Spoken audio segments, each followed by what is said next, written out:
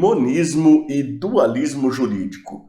O que significam as teorias monista e dualista sobre o ordenamento jurídico? Assista esse vídeo até o final que eu vou te contar tintim por tintim.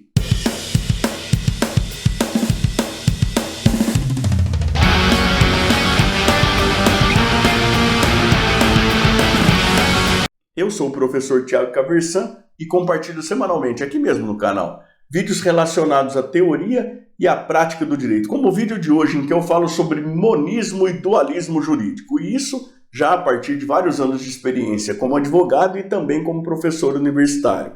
Se você gosta desse tipo de conteúdo, inscreva-se aqui embaixo, também clique no sininho, até para ficar sempre a par das novidades que a gente traz para cá. Hoje eu quero conversar com você sobre monismo e dualismo jurídico, mais exatamente sobre as teorias monista e dualista sobre o ordenamento jurídico, sobre a dinâmica do ordenamento jurídico, sobre como que está organizado, como que funciona na prática, como que se concretiza o ordenamento jurídico. Então, aqui vale a gente pensar sobre uma série de coisas e colocar outras aí em perspectiva, né? Vale a gente lembrar que o ordenamento jurídico, o objeto de estudo do direito, é um conjunto de normas que visam regular aí a conduta humana, que se diferencia em certos aspectos da moral, da religião também, inclusive por sua característica de coercibilidade, né? Agora, o ordenamento jurídico ele está colocado de forma geral e abstrata, né? O ordenamento jurídico, por exemplo, ele diz que é vedado o enriquecimento sem causa, que os contratos devem ser cumpridos, mas ele não diz que Antônio deve pagar a José 5 mil reais se houve um contrato de confissão de dívida do Antônio para o José no valor de 5 mil reais, por exemplo. Né? Se há uma controvérsia entre o Antônio e o José, professor, mas como assim controvérsia? Bom, você pode ter controvérsia sobre o termo, você pode ter controvérsia sobre a validade, eventual defeito do negócio jurídico. Você pode ter controvérsia sobre o já de implemento parcial ou total, né? Você pode ter controvérsia sobre eventual novação, você pode ter um universo de controvérsia, né? E aí, afinal de contas, é vedado o enriquecimento sem causa? Os contratos, em princípio, devem ser cumpridos, mas o Antônio deve ou não deve pagar os 5 mil reais para o José? Veja, no fundo, é em torno disso que gira aí a importância da gente entender essas teorias. E veja que eu queria até pedir licença para abrir parênteses aqui, porque talvez você seja um estudante lá bastante avançado já da pós-graduação e tudo mais, ou mesmo na graduação você já entendeu um mundo de coisas e tudo mais, e você fala, pô, esse professor está contando aqui historinha de Antônio e de José e tudo mais, e isso não tem nada a ver. Então, nesse parênteses aqui, pedir licença para te falar o seguinte: para mim sempre parece que é muito importante a gente contextualizar com um exemplo mais simples possível para daí entender a importância, porque eu estou cansado de participar por evento por aí em que o expositor fala na verdade para os demais expositores entenderem, porque a plateia não tem a menor condição de entender em termos abstratos aí aquilo que está sendo discutido. E eu vou te dizer até a verdade, de que modestamente para mim parece que a culpa é mais dos expositores do que a plateia. A plateia não tem a obrigação de já ter lido tudo que o cara que está lá expondo já leu e tudo mais. Então, quer dizer, a intenção é construir pontos de conhecimento, né, e tudo mais, e aí a pessoa precisa te ajudar um pouco. É modestamente nesse sentido, só que a gente coloca o exemplo aí do Antônio e do José, tá certo? E aí, saindo do Antônio e do José, tratar até de um quase chará do José, aí a gente vai pensar nessa controvérsia aqui com a ajuda de dois grandes pensadores, dois grandes juristas italianos, que são o professor Giuseppe Chiovenda e o professor Francesco Carnelucci, tá certo? O Giuseppe Chiovenda, ele vai trabalhar com a teoria dualista do ordenamento jurídico, com o dualismo jurídico. E qual que é a ideia do Chiovenda? É a seguinte, olha, o órgão jurisdicional, quando vai atuar, a função que ele desempenha é uma função completamente diferente da função do legislador. Então a gente tem uma função de construção do ordenamento que é feita pelo legislador, é uma função constitutiva do ordenamento. Essa é feita exclusivamente pelo legislador.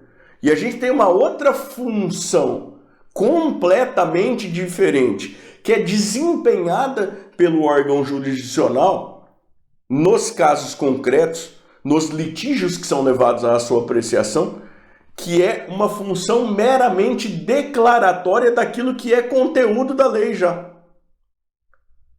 Então veja, é levada ao judiciário a controvérsia entre Antônio e José. O juiz profere uma sentença, essa sentença é meramente uma declaração daquilo que já está na vontade da lei, porque constituição de norma é atividade exclusiva do poder legislativo. O legislativo tem uma atividade com uma natureza, o judiciário tem outra atividade com outra natureza completamente diferente. Essa teoria, por isso, é chamada também de teoria declaratória. Diz o Chiovenda que o que o juiz faz é atuar à vontade concreta do direito, mas que ele declara a vontade concreta do direito, mas a criação do direito é atividade do legislador. Teoria dualista. Uma coisa faz o legislador, outra coisa de natureza qualitativamente completamente diferente faz o judiciário.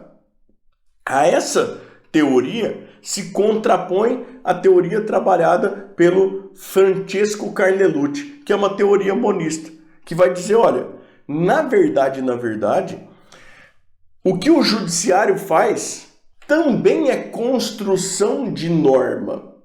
Acontece que o legislativo constrói normas gerais e abstratas. O judiciário constrói normas concretas. Ele trabalha não na declaração de uma vontade previamente contida na lei já, não, mas ele trabalha na concretização de um ordenamento que é abstrato.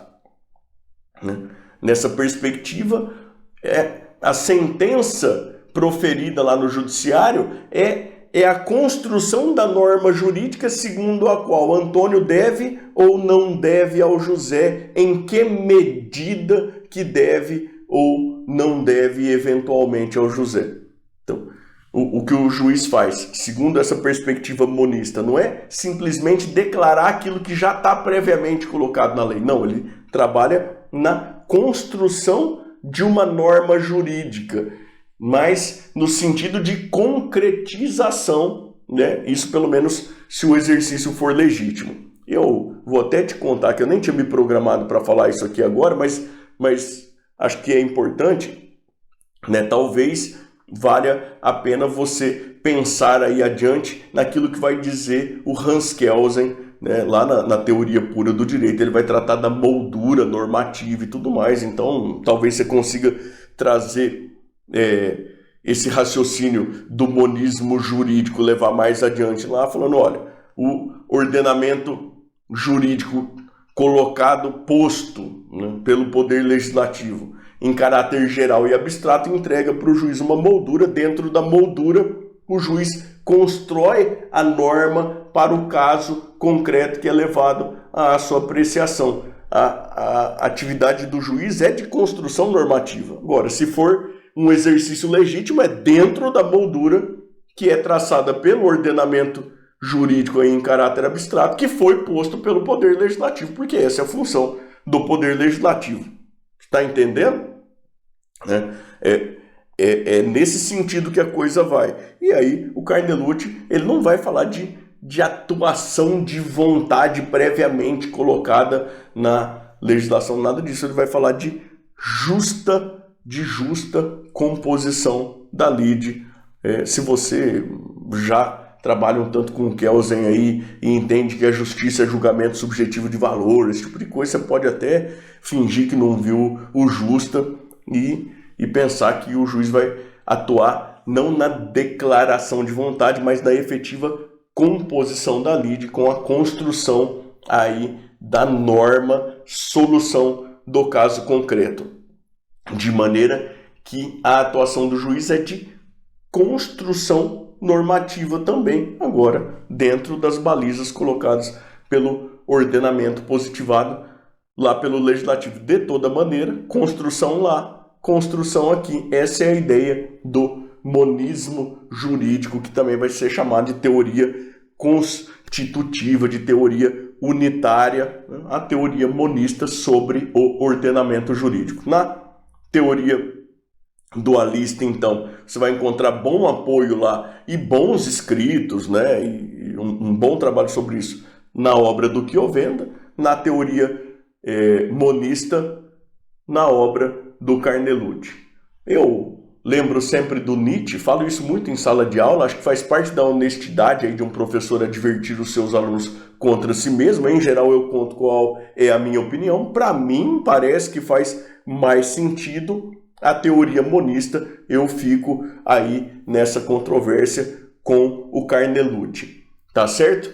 Eu espero que você tenha gostado do vídeo e eu queria te convidar a contar para mim nos comentários aqui embaixo, não apenas de onde você me assiste e o que é que você faz, mas qual que é a sua opinião sobre esse tema. Se você acha que tem mais razão aí o Carnelucci e concorda comigo, ou se você acha que tem mais razão o Chiovenda, e conte aí para mim por que é que essa é a sua opinião. Por favor, até para na medida do possível a gente poder interagir um pouco aqui nos comentários, tá bom? Eu também queria te convidar a continuar navegando aqui pelo canal, especialmente a partir deste vídeo aqui, em que eu falo sobre a finalidade do direito. E queria te pedir de novo, por favor, para se inscrever aqui no canal, para clicar no sininho, para dar o seu joinha para o vídeo, para me seguir lá no Instagram, porque isso é muito importante para que eu consiga continuar trazendo esse conteúdo para cá, tá bom? Valeu demais, tchau, tchau, até!